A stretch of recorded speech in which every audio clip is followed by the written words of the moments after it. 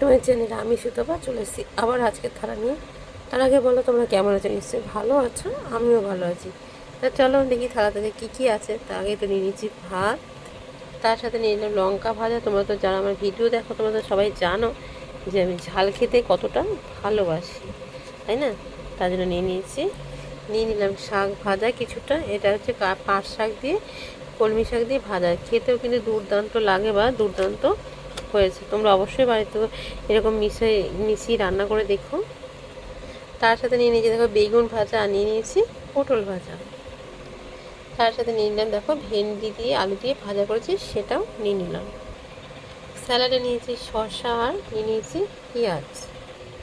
এখানে নিয়ে নিয়েছি দুটো বড়া, যেটা আমি শাক দিয়ে করেছি। এটাও কিন্তু খেতে দুর্দান্ত হয়েছে। রেসিপিটা যদি চাও তাহলে আমার ভিডিওতে দেখে নিও, বুঝতে পারছো?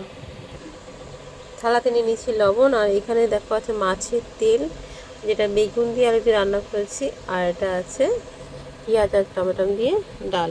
তা আমার থালা কেমন হয়েছে তোমরা অবশ্যই কমেন্ট করে বলো। আর যারা চ্যানেলকে সাবস্ক্রাইব করেনি এখনই সাবস্ক্রাইব করে পাশে থেকেও। নতুন বন্ধু পুরনো বন্ধু সবাইকে অনেক অনেক ভালোবাসা। দেখা হবে আবার নতুন কোনো ভিডিওর সঙ্গে। এখনকার মতো তাহলে আসি, টাটা।